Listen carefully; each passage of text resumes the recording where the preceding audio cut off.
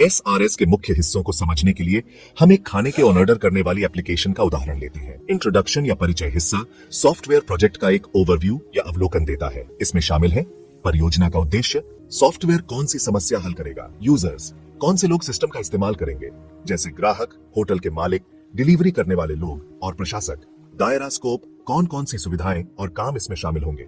उदाहरण के तौर पर यह खाने का ऑन ऑर्डर करने वाली एप्लीकेशन का उद्देश्य है यूजर्स को पास के होटल से जोड़ना ताकि वे मेनू देख सकें, ऑन ऑर्डर कर सकें और खाना अपने घर तक मंगवा सकें। इसके मुख्य यूजर्स होंगे जो खाना ऑन ऑर्डर करेंगे, होटल के मालिक जो अपने मेनू को मैनेज करेंगे और डिलीवरी करने वाले लोग जो डिलीवरी करेंगे। फंक्शनल जरूरतें सॉफ्टवेयर को क्या करना चाहिए। फंक्शनल जरूरतें उन खास कामों का विवरण देती हैं जो सिस्टम को करना चाहिए। उदाहरण के तौर पर एक खाने की एप्लीकेशन में फंक्शनल जरूरतें हो सकती हैं। यूजर्स को अपनी जगह के हिसाब से पास के होटल को ब्राउज करने का ऑप्शन होना चाहिए। सिस्टम को यूजर्स को आइटम कार्ट में डालने और कई तरीकों से भुगतान करने की सुविधा देनी चाहिए। जब ऑन ऑर्डर किया जाता है, तैयार होता है और डिलीवर होता है, तब एप्लीकेशन को रियल टाइम में सूचनाएं भेजनी चाहिए। नॉन फंक्शनल जरूरतें या NFR ये बताती हैं कि सिस्टम को कैसे काम करना चाहिए। ये सॉफ्टवेयर के गुण जैसे प्रदर्शन, सुरक्षा और यूजर अनुभव यानी UX को परिभाषित करती है। प्रदर्शन या परफॉर्मेंस सिस्टम को किसी भी यूजर की क्रिया पर 2 सेकंड के अंदर प्रतिक्रिया देनी चाहिए। सुरक्षा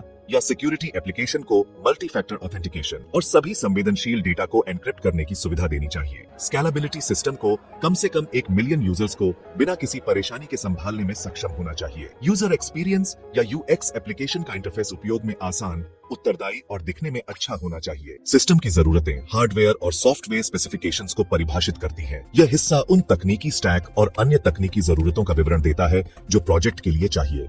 उदाहरण के तौर पर फ्रंट एंड के लिए यूजर इंटरफेस में React.js या Angular का उपयोग किया जा सकता है। बैक एंड के लिए सर्वर साइड लॉजिक के लिए Node.js या Django का उपयोग हो सकता है।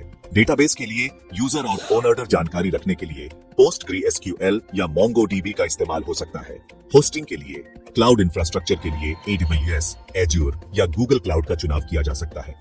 उदाहरण के तौर पर एक क्लाउड आधारित खाने का ऑन ऑर्डर करने वाली एप्लीकेशन के लिए AWS EC2 instance, PostgreSQL database और माइक्रो सर्विस आधारित बैकएंड आर्किटेक्चर की जरूरत हो सकती है। कंप्लायंस और कंस्ट्रेंट्स का हिस्सा किसी भी नियमों जैसे डेटा सुरक्षा या समय सीमा का विवरण देता है। उदाहरण के तौर पर नियमों का पालन सिस्टम को GDPR यानी जनरल डेटा प्रोटेक्शन रेगुलेशन के अनुसार डेटा की सुरक्षा करनी चाहिए। परियोजना की समय सीमा पहला वर्जन 6 महीने में पूरा करना है। बजट की सीमाएं परियोजना का बजट 5 लाख से ज्यादा नहीं होना चाहिए। उदाहरण के तौर पर अगर एप्लीकेशन में पैसे का लेन देन हो रहा है तो इसे PCI DSS यानी payment card industry data security standard के अनुसार होना चाहिए।